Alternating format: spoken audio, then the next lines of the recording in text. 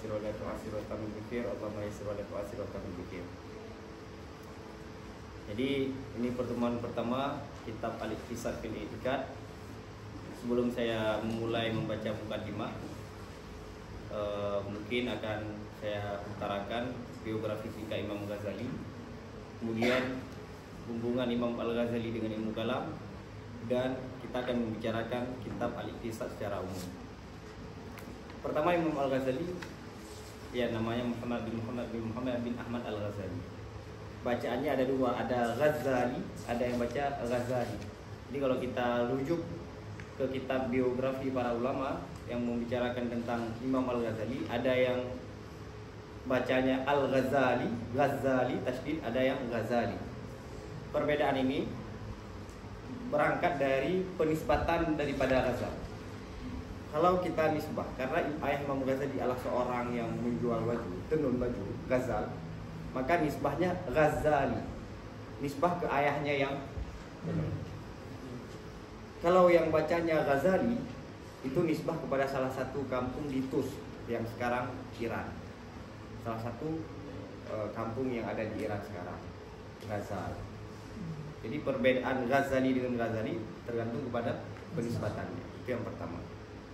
Imam Ghazali lahir tahun 450 dan wafat tahun 505 Hijriah. Beliau pada awalnya lahir dari keluarga yang sederhana, namun orang tua beliau sangat mencintai ilmu. Orang tuanya terkenal sering menghadiri majelis para sufi dan para fuqaha. Setiap ada kesempatan beliau menghadiri majelis fuqaha dan majelis para sufi, ayahnya mendoakan semoga diberikan anak-anak yang bisa mewariskan ataupun yang sama seperti ulama-ulama yang beliau hadiri majlis tersebut. Akhirnya beliau diberi rezeki dua anak, satu Muhammad, satu Ahmad. Ahmad abangnya itu seorang sufi besar kala itu. Yang kedua Muhammad, yang Imam Ghazali, menjadi para fuqaha. Maka doa orang tuanya diterima. Kemudian Al-Ghazali dari Tus berangkat ke Jurjan. Jurjan itu daerah Khurasan juga. Kemudian dari Jurjan beliau menulis ta'liqat. Jadi catatan. Jadi gaya para ulama dulu itu kalau belajar tulis catatan. Misalnya mau baca Iqtisad, antum tulis Iqtisad itu dalam buku dan antum catat faedah-faedah yang disampaikan oleh guru. Dari situlah perjalanan dari Jurjan ke Tus beliau dirampok. Yang karya semua beliau itu diambil, bukan karya, kitab-kitab beliau itu diambil, yang beliau protes. Jangan ambil kitab-kitab ini karena saya bersusah payah menulisnya. Yang mana kemudian para perampok itu mengatakan apa? Berarti ilmu kamu itu di kitab. Dengan hilang kitab maka hilanglah ilmu kamu. Dari situlah Imam Al-Ghazali setelah itu tidak ada lagi mengikat keilmuan dirinya itu dengan kitab. Tapi apa? Beliau hafal dan beliau kuasai. Setelah itu beliau semua menghafal kitab yang beliau pelajari. Menghafal yang bagaimana? Bukan menghafal sebagaimana menghafal ala dhahri kalbi. Menghafal seperti mana menghafal bait, menghafal Al-Quran, bukan, tapi menghafal berdasarkan tartib. Misalnya begini, kita ada cerita dari pagi hingga sore. Kita menjalani kehidupan dari hari hingga sore. Oke, antum untuk cerita tersebut, cerita persoalan ataupun kehidupan keseharian antum, tidak perlu antum ingat. Tapi cukup satu sisi aja antum sebutkan, nanti akan terikat dengan yang lain. Paham? Itu disampaikan oleh Imam Ghazali dalam kitab Muqaddimah Al-Mustasfa. Itu metode cara menghafal yang jarang diekspos oleh orang. Misalnya begini, kita ingin menceritakan misalnya masa kecil. Dari masa kecil nanti akan terhubung ke masa dewasanya lah, remaja lah, kemudian dewasa, kemudian naik. Paham? Tartibnya begitu. Maka Imam Ghazali adalah ulama yang pertama sekali yang menulis ilmu keislaman secara umum dengan tartib yang ajib, yang luar biasa. Maka kitab Minhaj, kitab fikih yang kita pelajari itu tartib daripada Imam Al-Ghazali kan, dari Al-Wasit, Al-Wajiz dan Al-Basit. Oke, karena kan Minhaj diambil daripada corak Imam Rafi'i dari Imam Al-Ghazali. Oke. Begitu juga dalam usul fikih dan dalam ilmu kalam, bahkan dalam tasawuf tidak ada satupun kitab yang ditulis dalam tasawuf serapi dan setertib karya Imam Al-Ghazali, wabil khusus Ihya Ulumuddin. Oke, setelah beliau pulang ke Tus, dari Tus ke Jurjan, kemudian pulang ke Tus, kemudian dari Tus beliau karena bekal yang ditinggalkan oleh orang tuanya sudah habis, beliau terpaksa harus masuk ke sekolah ataupun ke madrasah yang saat itu ada beasiswa, yakni ke Naisabur, yang dipimpin saat itu oleh Imamul Haramain, imamnya para mutakalimin saat itu dan imamnya para fuqaha Syafi'i. Kemudian belajar dengan Imam Haramain, tidak membutuhkan waktu yang lama sehingga beliau diakui keilmuannya oleh guru. Jadi seorang talib itu, seorang pelajar itu alim, bukan diakui keilmuannya oleh adik leting. Jadi pintarnya adik leting, tidak tahu ya, bukan. Tapi sama guru yang kualitasnya tinggi, itu baru talib yang pintar. Akhirnya apa? Imam Haramain mengatakan kepada Imam Al-Ghazali, beliau itu bahrun mughriq, lautan yang bisa menenggelamkan. Ya, ini apa? Pengetahuan yang sangat luas dan dalam. Oke. Kemudian tidak lama setelah itu Imam Haramain wafat. Kemudian beliau berangkat ke Ma'askar. Ma'askar itu tempat menteri, salah satu menteri yang paling ternama di Saljuk, kerajaan Saljuk. Karena kehidupan Imam Al-Ghazali itu hidup di kerajaan Saljuk, yang mana pemimpin ataupun menteri yang paling tersohor dan paling berperan dalam menyebarkan akidah ahli sunnah wal jamaah dan mazhab Syafi'i adalah Nizamul Muluk. Nizamul Muluk. Jadi dulu para ulama itu ada kebiasaan berkumpul di rumah kerajaan, di rumah menteri. Jadi para ulama itu bertemu di rumah menteri berdiskusi. Jadi siapa yang ingin menampakkan keilmuannya datang di situ. Dan Imam Ghazali datang dan berdiskusi dengan ulama saat itu. Semua para ulama saat itu mengakui kealimannya Imam Al-Ghazali. Akhirnya beliau diberikan jabatan sebagai rektor, kalau bisa kita katakan, pimpinan madrasah An-Nizam induknya yang ada di Baghdad, bukan di Naisabur. Karena Imam Haramain rektor juga, dia pimpinan An-Nizamiyah, tapi di Naisabur provinsi lah. Sedangkan Imam Ghazali muridnya ini di mana? Di Baghdad. Oke. Jadi Imam Al-Ghazali hidup dalam pemikiran yang sangat bertentangan. Kita mungkin dalam kehidupan sekarang paling ya Wahabi, kalau Syiah pun sedikit liberal ya kan. Di masa Imam Al-Ghazali ada kelompok yang namanya filsafat. Kelompok filsuf berkembang. Batiniyah yang mengatakan bahwa setiap asrar Al-Quran itu ada makna yang hanya dipahami oleh kelompok tersebut. Dan agama itu ada dua model, ada agama bagi awam, ada agama bagi khawas. Agama bagi awam ya sholat. Adapun bagi khawas itu bukan sholat lagi, tapi ada martabat yang lebih tinggi. Itu namanya batiniyah.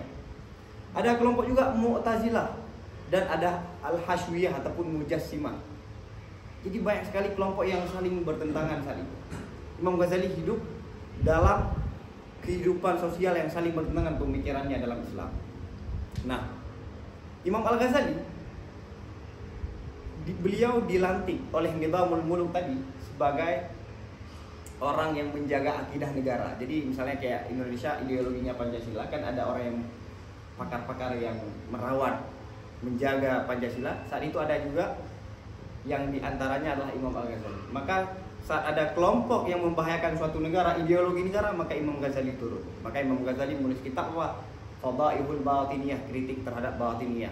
Dan beliau juga mengkritik filsuf dengan judul Tahafut Falasifah. Oke? Karena apa? Karena ini adalah misi daripada Nizamul Muluk. Nizamul Muluk itu adalah menteri yang paling hebat dalam sepanjang sejarah Islam. Kita mazhab Syafi'i yang berkembang besar di mana? Di Baghdad. Ya kan?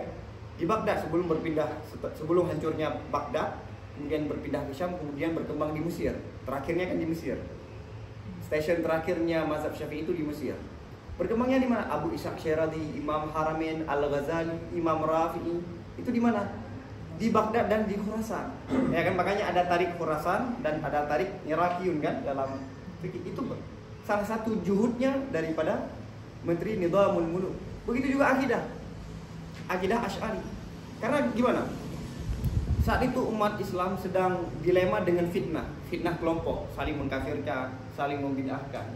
Ini fitnah. Bagaimana kita mengatasi fitnah? Mengatasi fitnah adalah suatu perkara, tapi mencabutnya dari akarnya adalah suatu yang juga yang lebih penting. Maka Nizamul Muluk untuk membasmi fitnah tersebut, beliau membangun madrasah di semua provinsi yang ada saat itu, di Naisabur, di Baghdad, dan di berbagai tempat-tempat. Beliau membangun madrasah-madrasah yang melahirkan para fuqaha dan mutakalimin. Maka dengan cara begitulah cara menghapus para ahli-ahli yang menyebarkan fitnah. Jadi ada kitab bagus Nizamul Muluk tentang politik yang ditulis dalam bahasa Persia dan sekarang sudah diterjemah. Sangat bagus kitabnya. Oke, itu kehidupan Imam Al-Ghazali. Nah, Imam Al-Ghazali fase kehidupannya itu bisa dibagi dua. Pertama, Ghazali sebelum hijrah dan Ghazali setelah hijrah. Ghazali sebelum hijrah itu didikan Imam Haramain, didikan Imam. Adapun setelah hijrah itu didikan Tuhan langsung. Maka karya Ihya Ulumuddin, Risalah Al-Qudsiyah, ya kan? Dan kitab-kitab Mungkit Minad Dhalal itu didikan Tuhan. Dalam arti apa? Pengembara beliau dalam waktu 15 tahun itu adalah walaupun ada pengaruh gurunya, tapi hubungan dia dengan Tuhan luar biasa. Itu Imam Al-Ghazali. Kemudian ada yang mengatakan Imam Ghazali itu filsuf. Benar nggak filsuf? Ada yang mengatakan Imam Ghazali filsuf karena sudah menulis buku filsafat. Apakah semua yang menulis buku filsafat dia dianggap filsuf? Kalau kita katakan beliau itu sebagai filsuf, maka beliau juga menulis kitab untuk mengkritik para filsuf tersebut. Jadi dalam kitab Tahaful Falasifah. Banyak orang yang menganggap Ghazali itu mutakalimin. Benar nggak beliau itu mutakalimin? Kita lihat ada nggak karya beliau yang beliau yakini ilmu kalam tersebut ataupun Asy'ari? Maka orang-orang mu'asirah ataupun orang kontemporer dengan mudah melabeli seorang filsuf, seorang ulama dulu dengan filsuf karena ada menulis buku filsafat. Tapi tidak semua orang yang menulis buku filsafat itu filsuf. Karena yang beliau yakini dan beliau bangun pikirannya berdasarkan apa itu? Bukan terhadap filsafat Imam Ghazali, tapi terhadap ilmu kalam. Itulah yang beliau yakini, dan dengan ilmu kalam beliau mengkritisi filsafat ataupun beberapa filsuf. Oke. Kemudian Imam Al-Ghazali menulis sejumlah karya dalam akidah. Walaupun Ibnu Suki, pengarang kitab Jamul Jawami', mengatakan dalam kitab Tabaqatus Syafi'iyah, aku tidak melihat ada satu karya yang bagus yang ditulis dalam ilmu kalam terhadap Imam Ghazali. Saya tidak melihat Imam Ghazali ada satu karya yang bagus yang standarnya pertengahan dalam ilmu kalam. Ya mungkin bisa kita katakan kitab Al-Iqtisad tidak sampai kepada beliau saat itu. Oke, jadi Imam Ghazali ada menulis kitab Qawaidul Aqaid. Qawaidul Aqaid yang beliau tampilkan di awal kitab Ihya Ulumuddin. Dan beliau juga ada menulis kitab Ar-Risalah Al-Qudsiyah. Itu kembaran daripada kitab Qawaidul Aqaid. Dan yang ketiga adalah kitab Al-Iqtisad fil I'tiqad. Kitab yang paling besar yang ditulis oleh Imam Ghazali dalam ilmu kalam adalah Al-Iqtisad fil I'tiqad. Ini hanya itu malam. Alin baru. Ini baru. Kalau kirim ke orang, orang nak telegram. Siapa?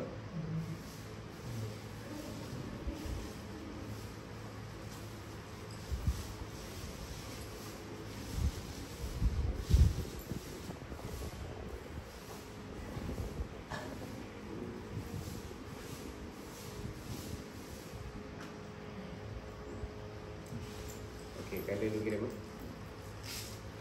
Pak, kali lah. Oke, yang mangkul lagi.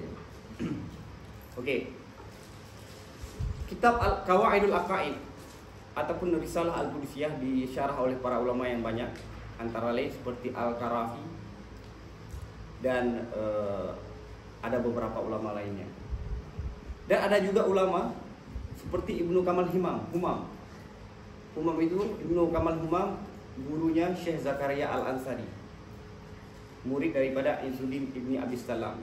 Beliau mengajar Risalah Al-Qudsiyah Kemudian beliau menulis catatan, meringkas kitab Imam Ghazali, dan akhirnya ringkasan beliau itu menjadi satu kitab yang independen, yang kemudian disyarah oleh Ibnu Syarif muridnya, yang dikenal dengan kitab Al-Musayyarah. Al-Musayyarah, makna musayyarah itu Bu, kitab yang ditulisnya dalam ilmu akidah itu sama seperti karya Imam Al-Ghazali. Karena makna musayyarah itu kan berjalan dengan berbarengan lah. Ini karyaku ini berbarengan dengan karya Imam Al-Ghazali.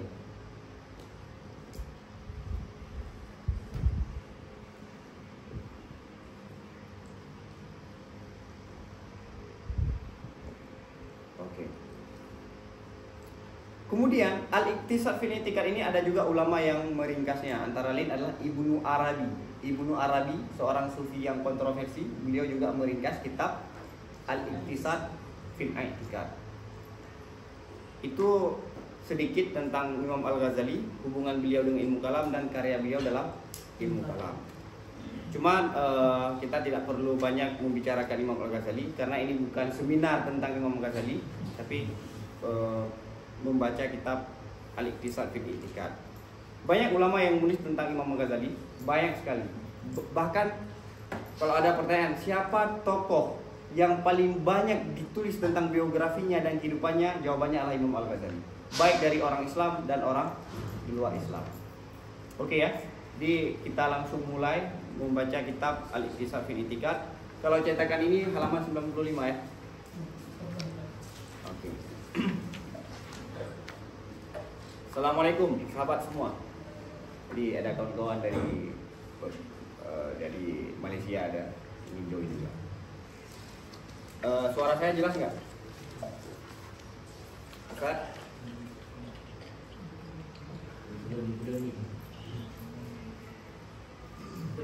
Oh, alhamdulillah. Mic-nya di nonaktifkan saja. Oke, baik. Ini kita langsung mulai. A'udzubillahi minasyaitonirrajim. Bismillahirrahmanirrahim. Bismillahirrahmanirrahim. Wa bihi nasta'in. Qala Syekh Al-Imam Hujjatul Islam Abu Hamid Muhammad bin Muhammad Al-Ghazali qaddasallahu ruhahu. Dengan nama Allah yang Maha Penyayang, Maha Pengasih lagi Maha Penyayang. Wa bihi, dengan Allah kami minta pertolongan. Qala Syekh, ini adalah khutbah yang ditulis oleh muridnya. Qala Syekh itu bukan dari Imam Ghazali, tapi dari muridnya ataupun dari nasakh yang menulis kitab Imam Al-Ghazali.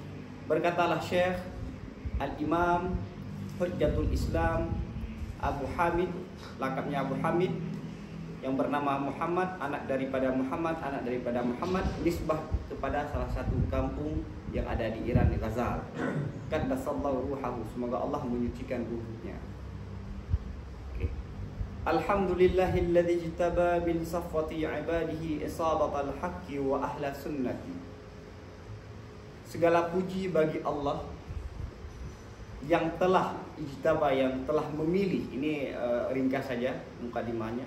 Segala puji bagi Allah yang telah memilih daripada hamba-hamba yang terpilih. Jadi safwah itu yang terpilih, hamba-hamba yang terpilih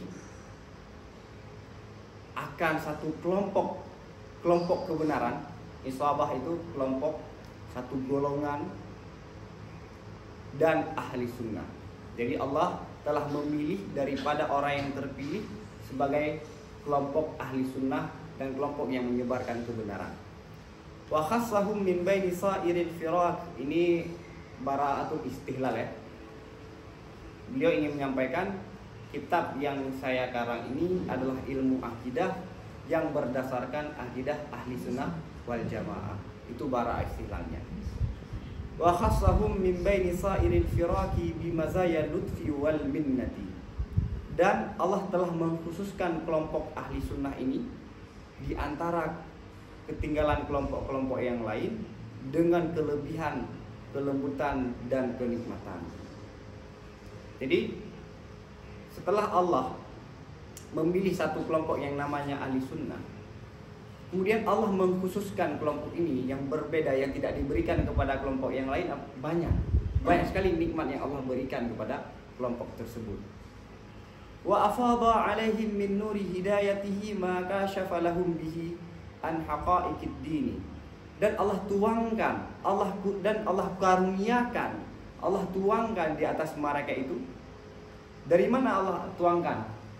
Tuangkan itu kayak air kan, tuang dari mana kan, ke mana? Dituangkan Allah di atas mereka itu daripada cahaya petunjuknya Tuhan. Akan apa? Apa yang Allah tuangkan? Sesuatu yang membuka bagi mereka itu ahli sunnah dengan sebab sesuatu tersebut daripada hakikat-hakikat agama. Sekali lagi, Allah menuangkan di atas mereka itu ahli sunnah daripada cahaya hidayahnya Allah akan sesuatu tersebut membuka bagi mereka itu dengan sebab tersebut daripada hakikat-hakikat agama. Dalam arti apa? Mereka itu dapat memahami hakikat-hakikat agama karena daripada nur hidayah Allah. Jadi Allah menuangkan nur hidayahnya kepada mereka itu sehingga mereka itu bisa memahami hakikat-hakikat agama. Wa antaqa alsinatahum bihujjatihi allati qama'a biha dalalal mulhidin. Dan Allah memberikan, Allah nggak mungkin berbicara kan? Jadi kaifiyah nafsaniyah itu tidak mungkin kepada Tuhan, maka yang kita ambil apa? Ghayahnya kan? Ghayahnya sebagaimana dalam awal kitab Johar Maknun, Syarah Johar Maknun. Dan Allah memberikan kemampuan lisan-lisan mereka itu. Jadi lisan ini baik secara lisan ataupun tulisan ya, di khas tapi iradahnya umum. Dan Allah memberikan kemampuan lisan-lisan mereka itu dengan menghadirkan bukti-buktinya tentang Tuhan. Oke? Bukti yang mana? Bukti yang dapat menindas ataupun yang dapat merobohkan dengan bukti tersebut akan kesesatan orang-orang mulhidin. Orang-orang yang sesat, orang-orang yang sesat. Oke? Jadi di sini juga ada informasi secara tersirat dari Imam Al-Ghazali bahwa akidah itu terdiri dari 2 poin yang paling penting. Pertama, menetapkan akidah dalam hati orang Islam, menguatkan akidah dalam hati orang beriman. Yang kedua, menjaga akidah tersebut daripada kesesatan-kesesatan kelompok-kelompok yang lain. Jadi perannya itu 2. Perannya ada peran untuk dalam, ada peran untuk di luar. Di dalam yaitu ijabi, ini apa? Memberikan, menguatkan akidah. Sedangkan di luar dia menjaga dari pikiran-pikiran yang bermasalah yang dapat mengganggu akidah-akidah Islam. Makanya di sini Imam Ghazali apa mengatakan? Allah menuangkan nur hidayah sehingga mereka memahami agama, hakikat agama. Yang kemudian apa? Kedua, Allah memberikan kemampuan mereka itu, lisan mereka itu, karya mereka itu yang dapat merobohkan kesesatan bagi orang mulhidin. Kan ada 2 sisi. Jadi ini ada menyampaikan inti daripada ilmu kalam. Wasaffa sarairahum an wasawisi syayatin. Jadi Imam Ghazali kalau antum baca itu punya sajak. Semua karya beliau itu ada sajaknya. Kalau kita ulang, wa afadha alaihim min nuri hidayatihi ma kashafa lahum bihi an haqa'iqid dini wa antaqa alsinatahum bihujjatihi allati qama'a biha dalalal mulhidin. Wasaffa sarairahum an wasawisi syayatin wa tahara damairahum an nazaghatis za'irin. Ya kan? Dan Allah membersihkan hati-hati mereka itu, sarairahum, daripada gangguan ataupun bisikan-bisikan syaitan. Wa tahara damairahum an nazaghatiz za'irin. Dan Allah menyucikan hati-hatinya ahli sunnah wal jamaah daripada tipuan orang-orang yang sesat. Nazar itu tipuan, zain orang-orang yang sesat. Wa amara af'idatahum bi anwaril yakin. Dan Allah menambahkan hati mereka itu dengan cahaya keyakinan. Oke, setelah mereka mendapatkan cahaya keyakinan dalam hati mereka, hatta ihtadau biha ila asrari ma anzalahu ala lisani nabihi wa safihi Muhammad sayyidil mursalin sallallahu alaihi wa ala alihi ajma'in. Sehingga mereka terpetunjuk ahli sunnah wal jamaah dengan apa? Dengan anwar. Dengan anwar, pihak itu kembali pada anwar. Kemana terpetunjuknya? Kepada rahasia-rahasia sesuatu yang telah Allah turunkan rahasia tersebut di atas lisan, melalui Allah itu melalui lisan nabinya Allah, pilihannya Allah Muhammad, pimpinan semua Rasul sallallahu alaihi rahmat Allah kepadanya Nabi dan kepada keluarganya semuanya. Oke, jadi berkat anwar yang Allah berikan, mereka terpetunjuk untuk memahami apa yang Allah turunkan kepada Nabi Muhammad sallallahu alaihi wasallam. Setelah mereka memahami rahasia-rahasia yang disampaikan oleh Nabi Muhammad sallallahu alaihi wasallam, fattala'u. Ini fa ini masih ada ikatan dengan lainnya. Fattala'u ala tariqit talfiq baina muqtadayati syara'id wa mujibatil uqul. Dan mereka melihat dan mereka menyaksikan ahli sunnah tersebut di atas jalan menggabungkan di antara tuntunan syariat dan keputusan akal. Maksudnya, setelah mereka dapat memahami rahasia-rahasia yang disampaikan oleh Allah melalui Nabi Muhammad SAW, mereka melihat bahwa yang disampaikan oleh syariat melalui Nabi Muhammad SAW tidak bertentangan dengan kesimpulan akal. Apa yang diputuskan oleh akal tidak bertentangan dengan syariat. Oke? Wa tahaqqaqu alla mu'analata baina syar'il manqul wa haqqil ma'qul. Haqqil ma'qul. Dan mereka memastikan, setelah mereka menyaksikan, wa tahaqqaqu, mereka memastikan bahwasanya tidak ada pertentangan di antara syariat yang diturunkan, yang dinukilkan, dan di antara kebenaran daripada keputusan akal. Hak itu adalah kebenaran yang diputuskan oleh akal. Maka Ibnu Tufail beliau menyampaikan bahwa bagi beliau seorang filsuf senior daripada Ibnu Rushdi, kesimpulan para filsuf yang benar dengan kesimpulan yang disampaikan oleh Nabi itu sama. Cuma jalan melalui Nabi itu singkat, sedangkan jalan melalui filsuf itu panjang. Kata lain, kalau jalannya para Nabi itu jalan tol lah, cepat. Kalau ini enggak.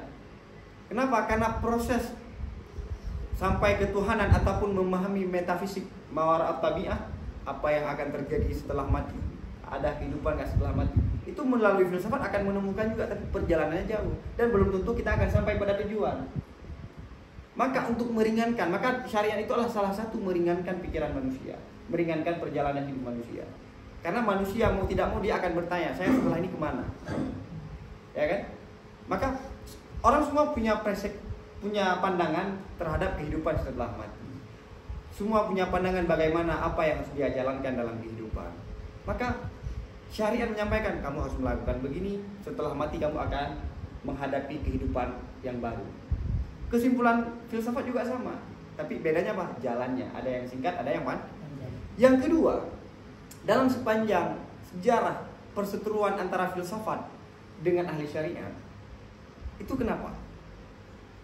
Karena jadi orang filsuf itu kritik terhadap ahli syariat lah, kalau bisa kita katakan. Bahasa yang dipakai dalam syariat itu bahasa khitabi. Bahasa khitabi, yakni bahasa apa? Retorika. Jadi kalau filsafat bicaranya kan hakikatnya, kayak misalnya kan pernah kan kita bahas di ilmu makulat, saya di mana? Saya duduk, saya lagi di mana? Di atas ini, bukan di rumah. Ya kan? Karena itu hakikatnya.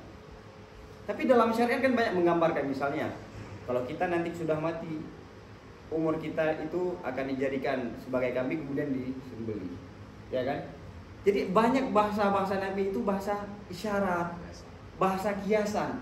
Kenapa? Karena syariat itu hadir untuk semua manusia, dan tidak semua manusia punya kapasitas akal yang sama. Maka bahasa yang dipakai yang sesuai dengan semua masyarakat apa? Bahasa khitab, retorika ataupun dalam arti khitabah. Maka coba lihat, seorang filsuf lebih banyak siapa yang hadir majlis filsuf ataupun majlis orang dai? Dai kan? Maka Imam Ghazali di dalam kesempatan yang lain dalam kitab Qistasul Mustaqim menyampaikan dalil syariat ataupun Al-Quran banyak diturunkan, disampaikan dengan bahasa kita, walaupun kandungannya itu adalah yakin ataupun kafir. Oke ya. Ini dipanggil Buddha, kata Buddha.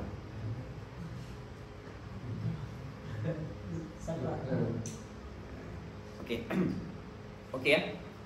Wa arifu anna, oke, bahwa tidak ada pertentangan antara akal dengan syariat. Nah, di sini ada problem. Ada orang yang menganggap ada pertentangan antara akal dengan syariat. Jadi kita pihak yang mengatakan tidak ada pertentangan antara syariat dengan kesimpulan akal. Oke, klaim ini ada pihak yang mengatakan bahwa ada pertentangan antara syariat dengan akal. Ada dua kelompok. Ada kelompok yang mengatakan akal tidak bisa meraih kebenaran dalam agama. Ada yang mengatakan agama itu tidak bisa menghadirkan, tidak bisa menyampaikan maksud kita kepada keyakinan. Mujassimah itu mengatakan apa? Akal itu tidak boleh dipakai dalam beragama. Orang filsafat mengatakan apa? Agama itu tidak bisa menghasilkan keyakinan. Hanya filsafat yang bisa menghasilkan. Akhirnya bertentanganlah. Bukan bertentangan antara syariat dengan akal, tapi orang yang mendaku sebagai mewakili syariat ataupun orang yang mendaku sebagai filsuf yang menganggap bertentangan antara dua sisi ini. Oleh karena itulah filsafat tidak diterima di generasi awal, karena para filsuf yang menyampaikan filsafat itu adalah orang-orang yang mengatakan bahwa satu-satunya jalan yang dapat menghadirkan kepada keyakinan adalah filsafat, syariat tidak. Akhirnya bangunlah para ulama-ulama besar dalam Islam mengatakan sebaliknya, filsafat itu sesat. Dan kapan baru selesai perdebatan tersebut? Di abad ke-6 Hijriah. Oke. Maka ke depan Imam Ghazali menyampaikan apa? Wa arifu, dan mereka meyakini. Siapa yang meyakini? Ahli sunnah wal jamaah. Anna man dhanna minal hashwiyati wujubat jumudi ala taqlidi wa ittiba'id dawahiri ma utu illa min dhi'fil uqul wa qillatil basairi. Dan mereka meyakini bahwasanya orang-orang yang menduga dari kalangan hashwiyah. Hashwiyah itu kata lain daripada mujassimah. Hashwiyah itu diambil dari kata-kata hashun. Hashun itu melarang manusia berbicara dalam agama dengan logika-logika filsafat. Dan ada alasan penamaan-penamaan yang lainnya daripada al-hashwiyah. Oke. Dan mereka meyakini oleh Ahlussunnah wal Jamaah bahwa sungguh orang-orang yang menduga. Siapa yang menduga? Dari kalangan al-hashwiyah. Apa yang mereka duga? Wajib jumud. Jumud itu tidak boleh ada perubahan sedikit pun, tidak boleh ada inovasi sedikit pun. Jumud terhadap taklid sebagaimana yang disampaikan qala Allah wa qala Rasul, begitu. Dan mengikuti dawahir daripada ayat-ayat ataupun hadis Nabi. Ma'utu, ini maf'ulnya. Oke? Ini kabar daripada anna. Itu tidak datanglah mereka itu kecuali karena min ta'lil, karena akal yang lemah dan sedikit pengetahuan. Oke. Jadi kita akan meyakini bahwa antara syariat dengan kesimpulan akal tidak bertentangan. Maka al-hashwiyah yang mengatakan, yang menduga bahwa kita mesti taklid jumud dalam akidah. Kalau dalam fikih kita sepakat taklid itu diperboleh. Tapi dalam akidah, orang hashwiyah mengatakan apa? Dalam akidah bagaimana? Apa yang dikatakan oleh Allah dan apa yang dikatakan oleh Rasul. Qala Allah wa qala. Itulah sekarang fenomenanya orang Salafi Wahabi. Mereka mengatakan jangan pakai akalmu dalam agama. Akal manusia itu makhluk ciptaan. Sedangkan Al-Quran itu kalam Allah yang kadim. Siapa yang lebih besar kalam Allah yang kadim dengan akal? Ini Nabi Muhammad SAW membawakan syariat. Akalmu terbatas, itu pikiranmu. Maka dengan begitu mereka mudah untuk menyampaikan pikiran-pikiran yang tidak masuk secara akal, tapi mereka harus meyakini. Kenapa? Karena mereka sudah memberikan doktrin bahwa akal itu ada batasannya, akal itu tidak bisa berfungsi untuk memahami syariat. Paham? Oke ya. Kenapa?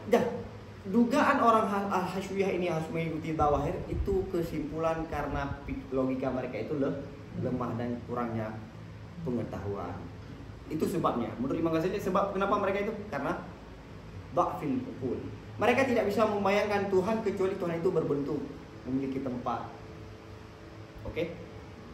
Wa anna man taghalghala minal falasifah wa ghulatil mu'tazilah fi tasarrufil aqli hatta sadamu bihi kawati asyar'i ma utu illa min khabsid dhamairi. Dan bahwa sungguh orang-orang yang berlebihan daripada kalangan filsuf dan ekstremis daripada Mu'tazilah, berlebihannya di mana? Fi tasarrufil aqli, dalam mempergunakan akal. Sehingga mereka menabrak dengan akal akan kawati syar'i ataupun kesimpulan-kesimpulan yang pasti, kesimpulan syariat yang pasti. Itu tidak datanglah mereka itu kecuali karena jiwa mereka itu yang buruk. Habs itu buruk hati ataupun buruknya jiwa. Oke. Jadi Ghazali apa menyampaikan? Oke, ini ada dua kelompok nih kan? Ada kelompok kan yang tadi apa? Kanan. Kalau bisa kita katakan. Harus dengan Zawahir, ya kan, apa yang disampaikan oleh ya begitu. Pemahamannya enggak, tapi apa tekstual lah. Tekstual. Pihak yang sebelah sini ekstremisnya. Ekstremis kiri, tadi kanan. Ini apa? Dari filsafat, dari kalangan filsuf, dan ekstremis daripada Mu'tazilah. Ini menandakan bahwa apa? Tidak semua Mu'tazilah begitu. Kita kan bisa kita sudah meyakini bahwa ataupun pemahaman kita bahwa Mu'tazilah itu mendewakan akal, mentuhankan akal. Tidak semua Mu'tazilah begitu. Tidak semua Mu'tazilah begitu. Oke, yang Imam Ghazali menyampaikan apa? Orang yang berlebihan dari kalangan filsuf dan dari Mu'tazilah tapi yang ekstremis. Apa berlebihan mereka itu? Dalam mempergunakan akal sehingga mereka mentakwil kesimpulan-kesimpulan syariat yang sudah pasti. Mereka menabrak syariat. Itu kejadian ini kenapa? Karena ada kejiwaan yang bermasalah. Karena jiwaan bermasalah. Mu'tazilah itu ada dua madrasah yang paling besar. Madrasah Basrah dengan madrasah Al-Baghdad. Madrasah Basrah dengan madrasah Baghdad. Mu'tazilah yang terpengaruhi dengan filsafat itu kebanyakan daripada bahasa Basrah. Adapun Mu'tazilah Baghdad itu tidak separah daripada Al-Basrah. Yang Baghdad itu interaksinya lebih banyak ke sastra, ya kan, lebih banyak ke tafsir dan ke yang lainnya. Jadi yang ekstrim itu sebagian itu adalah bahasa. Kemudian menurut Syekh Zahid Qosari dalam muqaddimah tahqiq beliau terhadap kitab Tabin Kadhibil Muftari, beliau menyampaikan bahwa apa? Generasi awal daripada kalangan Mu'tazilah itu baik-baik saja. Yang membuat citra Mu'tazilah itu tidak baik adalah mutaakhirinnya. Mutaakhirin.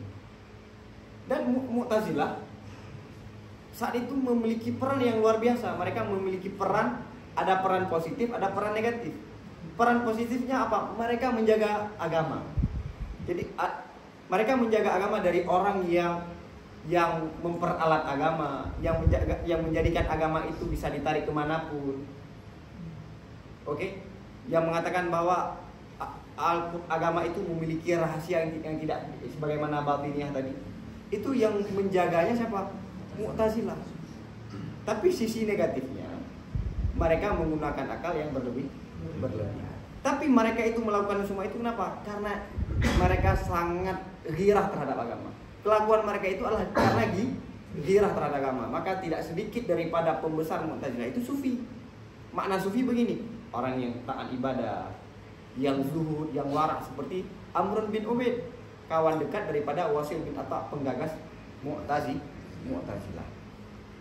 Oke. Itu daripada yakni Mu'tazilah. Sehingga menurut Imam Syarani dalam kitab Lataiful Minan mengatakan Mu'tazilah itu ada benarnya tapi satu sisi. Jadi benarnya itu nggak sepaket, masih setengah. Dalam persoalan af'alul ibad kan mereka akan mengatakan manusia itu perbuatan manusia yang menciptakan adalah diri manusia, bukan tuh. Kenapa mereka mengatakan sedemikian? Karena manusia itu melakukan kesalahan, melakukan keburukan. Tuhan tidak boleh melakukan keburukan. Itu mereka melakukan ataupun berpandangan sedemikian karena untuk menjaga Tuhan daripada yang kotor, yang dapat menista Tuhan, mereka bersihkan sehingga mereka jatuh pada kesalahan yang fatal. Paham ya? Jadi niat mereka benar. Maka salah saat orang mengkiaskan Mu'tazilah dengan liberal. Banyak orang yang mengatakan Mu'tazilah zaman sekarang apa? Liberal. Neoliberal itu adalah Mu'tazilah.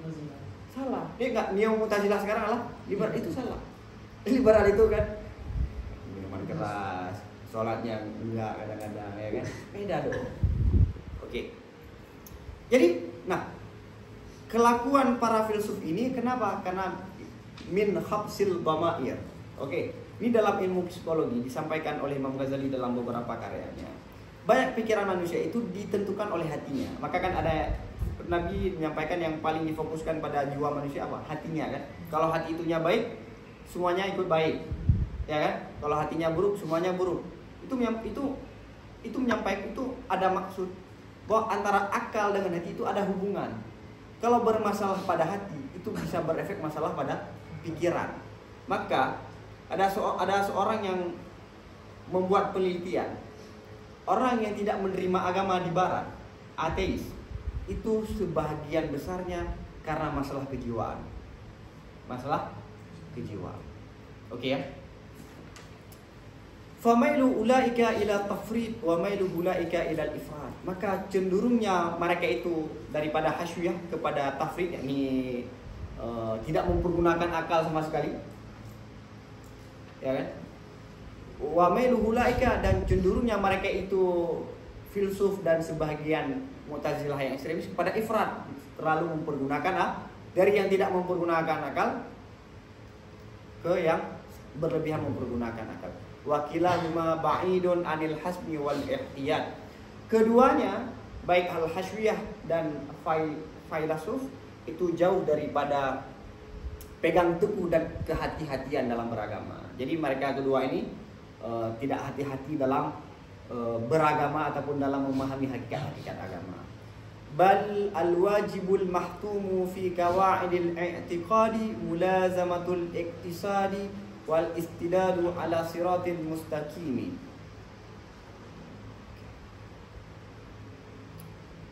Bahkan yang wajib dan semestinya, al-mahtum itu yang semestinya dalam akidah, dalam undang-undang akidah itu mulazamah dengan yang iktisad. Mulazamah iktisad itu dengan yang pertengahan. Jadi dalam akidah, dalam undang-undang akidah itu semestinya dan wajib kita harus mengikuti yang pertengahan. Wal istidad. Istidad itu sama juga dengan iktisad, itu bagus berjalan di atas jalan yang lurus. Kenapa kita mesti mengambil jalan tengah? Maka tiap-tiap dua pihak daripada pertengahan perkara itu adalah tercela. Oke, ini kenapa kita harus mengambil tengah? Karena kiri ataupun kanan itu tercela. Tapi ini saya pernah nulis bahwa wasatiyah, ya kan, toleransi ataupun moderat, pertengahan, itu tanda kebenaran, bukan kebenaran. Kebenaran adalah apa yang disampaikan oleh akal. Bukan setiap di pertengahan pasti benar. Tapi tanda kebenaran adalah kenapa? Karena banyak. Contoh gini, Mu'tazilah. Saat ada orang yang mengatakan Sayyidah Aisyah, Sayyidah Zubair dan beberapa para sahabat yang lain kafir karena telah melakukan dosa besar, itu kata Khawarij. Khawarij melakukan dosa besar itu kafir. Kemudian kata orang Murji'ah, mereka itu tidak kafir dan tidak ada pengaruh terhadap iman mereka itu kalau mereka melakukan dosa besar. Jadi dosa besar tidak berefek pada keimanan. Santai aja. Ini kan dua kutub yang bertentangan kan? Satu mengatakan kafir, satu mengatakan nggak masalah. Datang Mu'tazilah, apa? Dia nggak kafir, dia juga bukan sebagaimana yang dikatakan oleh Murji'ah. Dia adalah pertengahan, manzilah bainal manzilatain. Nah, Mu'tazilah dalam kehidupan mereka itu ingin berada di tengah apakah Mu'tazilah benar? Karena kebenaran pada pertengahan. Enggak. Tapi ingat, tanda kebenaran adalah pertengahan, sedangkan kebenaran itu bukanlah pertengah. Kebenaran adalah kesimpulan dalil argumen yang benar. Oke ya? Oke. Wa anna yastatabbu ar-rasyad liman yaqna'u bi taqlidil asari wal khabar wa yunkiru manahijal bahsi wan nabar. Ya kan saja. Dan bagaimana ini? Bagaimana dapat menstabilkan oleh mursyid ar-rasyad, oleh orang-orang yang memberi petunjuk bagi orang-orang yang percaya, yang mencukupkan dengan mentaklidkan asar dan khabar dan mengingkari metode diskusi dan berpikir. Ini kata-kata, ini bagaimana nih bagi orang-orang yang memberi petunjuk? Bagaimana nih orang-orang petunjuk dapat memberi petunjuk kepada orang yang mencukupkan diri mereka itu dengan taklid terhadap berita, terhadap informasi, terhadap hadis, dan mereka mengingkari metode berpikir. Ini gimana ini? Nggak ada cara. Faham? Sulit. Oke. Misalnya gini. Contoh daripada taklid ya. Kita sudah tahu kebenaran dalam satu masalah. Tapi karena kita menghormati seorang guru, yang beliau menyampaikan berbeda dengan ini, kita ragu dengan kebenaran yang kita tahu. Karena taklid. Sebenarnya bukan taklid, ada argumen di belakangnya. Guru itu nggak mungkin salah. Ya kan? Nggak mungkin salah. Takwil. Ini harus ditakwil bagaimana harus sesuai dengan yang disampaikan. Ini salah satu bingung seorang mursyid untuk memberi petunjuk kepada orang-orang yang hanya modal dalam pikirannya adalah taklid. Awala ya'lamu, ini kata-kata. Awala ya'lamu annahu la mustanada li syar'i illa qawlu sayyidil bashari wa burhanul aqli huwallazi arrafa sidqahu fima akhbara. Apakah tidak diketahui seseorang tersebut bahwasanya tidak ada landasan bagi syariat kecuali perkataan pemimpin manusia, yaitu Nabi Muhammad SAW, dan bukti akal lah yang telah mengenalkan kebenarannya Nabi pada sesuatu yang diberitakan dianya Nabi. Sekali lagi, apakah tidak diketahui orang tersebut bahwasanya tidak ada landasan bagi syariat kecuali perkataan pemimpin manusia ini Nabi. Dan dalil akal, burhan akli itu dalil akal lah yang telah mengenalkan kebenarannya Nabi pada apa yang disampaikan oleh Nabi. Maksudnya apa? Dalam beragama, kita percaya kepada Tuhan, kita mengatakan ini yang disampaikan oleh Tuhan, ini yang diperintahkan oleh Tuhan, ini yang dilarang oleh Tuhan. Melalui siapa? Melalui Nabi kan? Karena akses dengan Tuhan itu hanya melalui Nabi. Nabi adalah perwakilan manusia yang punya hubungan dengan Tuhan, ini melalui wahyu. Oke. Kenapa kita percaya kepada Nabi? Kenapa kita percaya kepada Nabi bahwa yang disampaikan oleh Nabi itu benar? Karena kesimpulan akal lah yang mengatakan bahwa Nabi itu benar, apa yang disampaikan oleh beliau adalah benar. Maka ujung-ujungnya peran akal sangat bahkan dalam menetapkan syariat peran akal. Ini syariat yang besar ini, oke, diturunkan melalui Nabi. Jadi informasi kita terhadap syariat ataupun agama melalui Nabi. Kita untuk percaya kepada Nabi ini melalui apa? Melalui akal. Paham? Dengan mukjizat, dengan akhlak beliau, dengan kehidupan beliau yang berkesimpulan, yang menyimpulkan bahwa beliau tidak mungkin berdusta. Oke ya? Oke. Wa kaifa yahtadi lis-sawabi man iktafa mahdal aqli. Ini sindir kepada orang al-hasyiyah tadi, orang Mujassimah atau guru gembul ya. Wa kaifa yahtadi lis-shawab man iktafa mahdal aqli waqtasara wa mastada'a bi nuri syar'i wa lastabsara. Bagaimana dapat terpetunjuk bagi kebenaran oleh orang-orang yang hanya mengikuti semata-mata akal dan membatasi kepada akal. Wa mastada'a, dan mereka tidak mencari cahaya dengan cahaya syariat dan tidak melihat dengan syariat. Oke, bagaimana terpetunjuk bagi kebenaran orang-orang yang hanya mengikuti akal dan membatasi kepada akal dan tidak mencari penerangannya dengan nur syariat dan tidak melihat dengan pandangan syariat. Maksudnya apa? Tadi kan al-hasyani, sekarang filsafat, orang filsuf. Bagaimana mereka dapat menemukan kebenaran sedangkan mereka itu hanya membatasi untuk mencari kebenaran hanya akal, mereka mengabaikan syariat, mereka tidak mencari kebenaran itu melalui syariat. Falaita syi'ri, kalaulah aku tahu. Falaita syi'ri, maka kalaulah aku tahu. Kaifa yafza'u ilal aqli haitsu ya'tarihi al-ayyu wal hasaru. Misalnya begini kan, ada orang yang misalnya mau berenang di laut hingga pertengahan laut, mungkin nggak? Sulit kan? Nah, andaikan aku tahu dia bisa berenang hingga ke pertengahan laut, itu maksudnya apa? Nggak mungkin. Jadi validasi itu dihadirkan pada sesuatu yang jauh secara akal, yang jauh secara adat. Validasi ini, maka kalaulah aku tahu bagaimana seseorang tersebut lari kepada akal, meminta pertolongan kepada akal, ya sesuatu itu lari ataupun minta pertolongan, ya meminta pertolongan dengan cara lari kan? Kalau misalnya darurat, bagaimana dia meminta pertolongan kepada akal saat didatangi akan akal tersebut tidak terpetunjuk dan terbatas.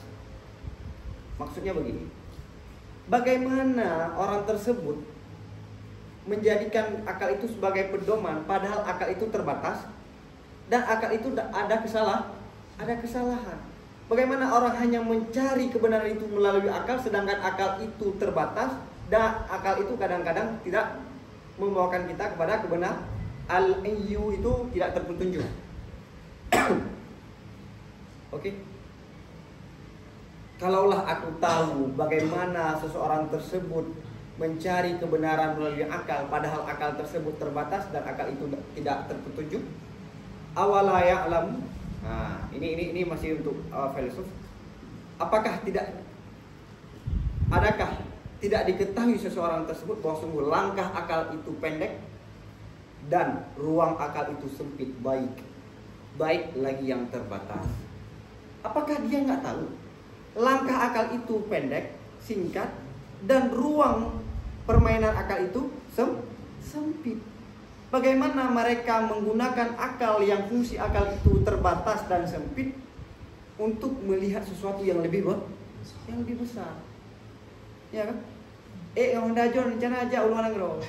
Pening rumah. Ya. Hai hata. Jauh sekali. Tidak mungkin. Yang nak sampaikan lagi tadi. Tidak mungkin.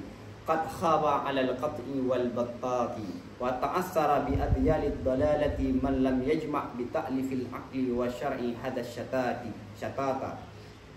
Ini kan saja. Hai hata. Qad khaba 'ala al-qat'i wal battat wa ta'assara bi adyalid dalalat man lam yajma' bi ta'lifil aqli wa syar'i hadha syatat. Tidak mungkin. Sungguh telah putus asa terhadap kepastian. Soalnya nggak mungkin. Wal battat. Oke, battat itu rugi. Wa ta'assara, dan orang tersebut tergelincir dengan sisa-sisa daripada kesesatan ataupun tergelincirnya seseorang dengan sebab apa? Adyal itu ekor kesesatan. Siapa? Kita tergelincir karena memegang ekor daripada kesesatan. Oke. Dan gini, dan tergelincir dengan sisa-sisa kesesatan. Siapa yang tergelincir tersebut? Orang-orang man, ini fa'ilnya. Man, orang-orang yang tidak menggabungkan dengan susunan akal dan syariat akan ini hubungan. Syatat itu hubungan, irtibat. Maksudnya apa? Orang-orang yang tidak mampu menggabungkan antara akal dengan syariat, yang tidak mampu mengikat antara syariat dengan akal, maka mereka akan tergelincir dengan kesesatan-kesesatan. Paham ya? Ini kemudian Ghazali ingin menganalogikakan antara akal dengan syariat. Kenapa akal itu tidak bisa terlepas daripada syariat? Syariat itu harus membutuhkan akal. Jadi partner antara akal dengan syariat. Famisalul akli, maka umpama akal itu apa?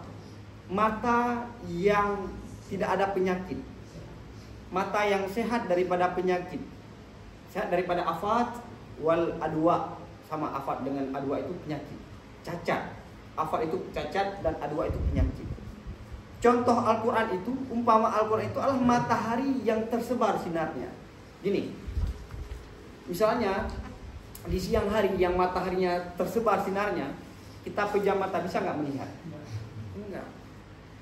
Kalau ataupun kita melihat tapi tidak ada cahaya, bisa nggak? Nggak bisa melihat juga. Maka cahaya butuh kepada mata, mata juga butuh kepada cahaya. Begitulah Al-Quran membutuhkan kepada akal, akal butuh kepada Al-Quran. Paham ya analogi guys?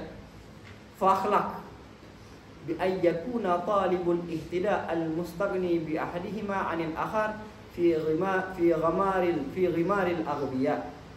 Maka hendaklah, pastilah, mungkinlah dengan bahwa adalah penuntut petunjuk, pencari petunjuk yang tidak membutuhkan daripada salah satu keduanya, ini akal ataupun syariat, daripada yang lain, dalam golongan orang-orang yang bodoh. Fakhlaq, maka sepatutnya dengan bahwa adalah orang yang mencari kebenaran tapi hanya mencukupkan dengan salah satu akal ataupun Al-Quran, itu dalam golongan apa? Dalam golongan orang-orang yang bodoh. Maksudnya apa? Orang yang hanya mencukupkan akal, orang yang hanya mencukupkan dengan Al-Quran, maka mereka itu dari golongan orang-orang yang bodoh. Fal mu'ridu 'anil aqli iktifa'an bi nuril qur'ani misaluhu al muta'aridu li nuri syamsi muqmidan bil ajfan. Maka orang yang berpaling daripada akal, mereka tidak menggunakan akal. Kenapa tidak menggunakan akal? Karena memadai dengan nur Al-Quran. Itu umpamanya adalah orang-orang yang berpaling daripada cahaya matahari, lagi memejamkan bagi kelopak matanya. Jadi orang yang tidak mempergunakan akal, hanya mencukupkan dengan Al-Quran, itu persis orang yang ingin mencari penerangan, yang ingin melihat cahaya matahari tapi matanya pejam. Maka apa bedanya antara orang tersebut yang bisa melihat tapi pejam mata dengan orang yang buta? Sama-sama tidak bisa mendapatkan cahaya. Fala farqa bainahu wa bainal umyan, maka tidak ada bedanya di antara orang tersebut dan di antara orang-orang yang buta. Fal aqlu ma'a syar'i nurun ala nur. Maka akal dengan syariat itu nur di atasnya nur. Oke? Nur di atasnya nur. Wal mulahidu bi 'ainil awra li ahadihima 'alal khusus mutadallin bi habrin gurur. Dan orang yang melihat dengan mata cacat, bagi salah satu keduanya secara khusus itu berpegang mutadallin itu berpegang dengan tali tipuan. Misalnya gini, orang yang tidak bisa melihat, juling, udah bukan? Juling bahasa Indonesia apa? Juli, beda aja. Juli, orang yang punya masalah di matanya, itu kalau berpegang dengan salah satu tali, yang mana tali itu dapat, ini gurur dari tali yang dapat membuat tipu daya bagi manusia, itu persis dengan orang yang hanya mencukupkan apa? Akal saja ataupun dengan syariat saja. Kan juling ada kalang kena gede dulu. Ada kalang gede kena dulu. Menalah persisnya. Di orang yang melihat kehidupan, dengan cuma pandangan akal, tidak memakai syariat, ataupun syariat tanpa memakai akal, itu persis dengan orang. Kita baca sedikit lagi. Wa sayattadhihu laka, dan selagi jelas bagimu wahai orang yang sangat menginginkan untuk melihat. Wa sayattadhihu laka ayyuhal mutasyawwifu ila ittila'i ala qawaidil aqaidi ahli sunnah al-muqtarahu tahqiqaha bi qawati'il adillah, dan akan jelas bagimu wahai orang yang sangat menginginkan kepada melihat terhadap undang-undang akidah ahli sunnah al-muqtarah yang yang diusulkan, yang diiktirah, yang diusulkan akan tahqiqnya kaidah akidah ahli sunnah dengan dalil-dalil qat'i, dengan dalil-dalil pasti. Maksudnya apa? Akan jelas bagimu wahai orang-orang yang ingin melihat undang-undang akidah ahli sunnah, dan orang-orang yang dia akan melihat akidah ahli sunnah itu ditopang dengan dalil yang qat'i. Apa yang dia lihat? Apa yang akan jelas? Annahu, bahwasanya lam yasta'sar bitaufiqi li jam'i baina syar'i wa tahqiqi fariqun siwa hadzal fariq. Bahwasanya tidak ditemukan dengan penggabungan, dengan taufik, dengan mendapatkan petunjuk untuk menggabungkan antara syariat dan tahqiq akal. Tahqiq ini akal, kelompok selain ini kelompok. Maksudnya sekali lagi, bahwasanya tidak ditemukan yang terpetunjuk untuk menggabungkan baina syar'i, di antara syariat dan akal, satu kelompok pun selain kelompok ini. Maksudnya kamu tidak akan menemukan satu kelompok yang bisa memadukan antara syariat dengan akal kecuali ahli sunnah wal jamaah. Fashkurillah ta'ala ala iktifa'ika li asarihim. Maka bersyukurlah kepada Allah karena mengikutinya engkau bagi jejak-jejak mereka itu. Wan khiratika fi silki nidamihim, dan tergabungnya engkau dalam apa namanya? Silki itu bukan jalan. Silki itu apa? Bungkus yang lagi karek ada ikan. Hah? Simpul. Oke. Dan tergabungnya mereka itu dalam simpul nidamnya mereka itu ahli sunnah, dan masuknya engkau dalam fi ghimarihim, dalam kelompoknya ahli sunnah. Waqtilatika bi firqatihim, dan bercampurnya engkau dengan kelompoknya ahli sunnah, sehingga kita dianggap juga ahli sunnah wal jamaah. Fa'asaka an tuhsyara yaumal qiyamah fi zumratihim. Semoga engkau dibangkitkan di hari kiamat dalam golongan mereka itu ahli sunnah wal jamaah. Nas'alullah ta'ala, kami minta akan Allah ayyusaffiya asrarana, akan bahwa membersihkan akan asrar kami daripada kotoran-kotoran kesesatan, wa yaghmirana binuril haqiqat, dan Allah memberikan akannya hati-hati kita dengan nur hakikat. Wa an yakhrisa alsinatana anin nutqi bil batil, dan Allah membisukan. Nah, ini majasnya. Dan kita minta apa? Allah membisukan lidah-lidah kita daripada berbicara dengan kebatilan. Ya, misalnya Allah semoga menjauhkan kita daripada kebatilan. Wa yamtikaha bil haqqi wal hikmah, dan semoga Allah memberikan ucapan kita dengan hak, dengan kebenaran, dan dengan hikmah.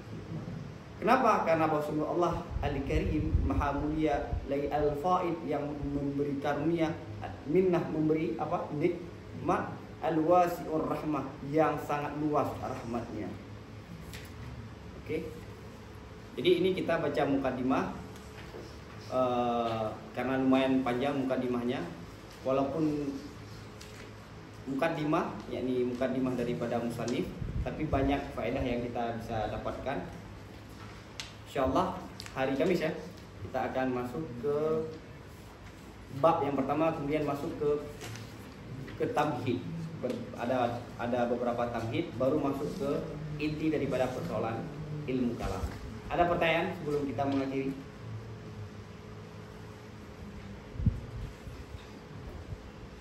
Ada pertanyaan ataupun ada yang kurang jelas makna ataupun penjelasan dari mukadimah Imam Ghazali? Ada?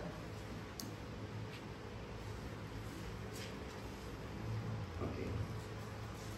Ada yang kurang jelas? Enggak. Ada yang gimana? Ada pertanyaan dari kawan-kawan Zoom?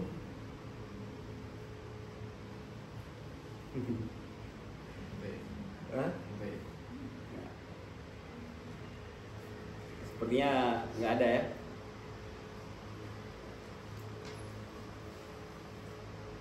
Ban, anak-anak pertanyaan lagi ya? Oh, oke, silakan.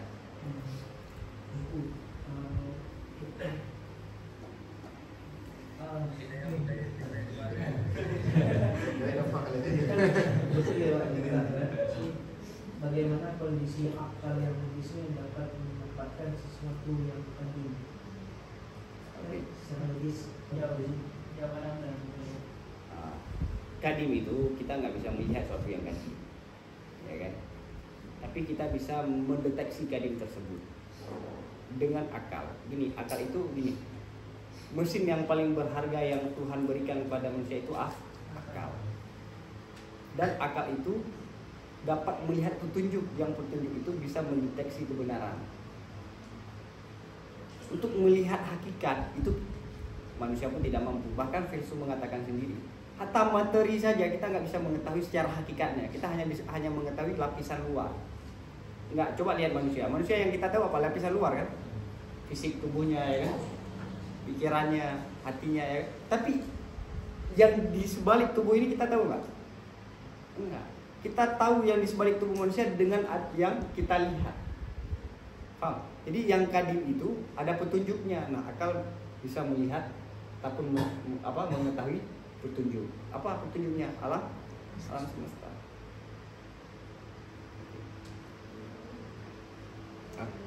Oh iya. Cuk ini. Abet ngai Pak ini. Oke, ada pertanyaan dari kawan-kawan Zoom? Enggak ada ya? Yang mukadimah, belum masuk ke inti persoalan. Insyaallah hari Kamis kita akan melanjutkan ke pertemuan kedua. Wallahu a'lam bishawab wa ilaihi marji wal ma'ab.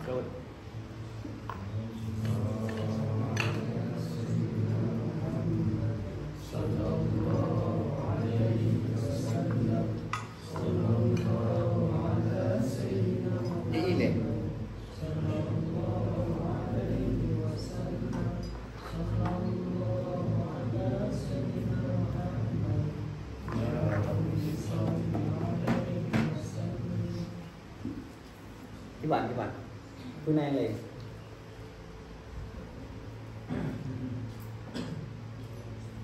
Nah ini kayak mana? Mana kan? Mana? 5 kelompok, golongan. Kayak 5. Kamu 2 dikit bro.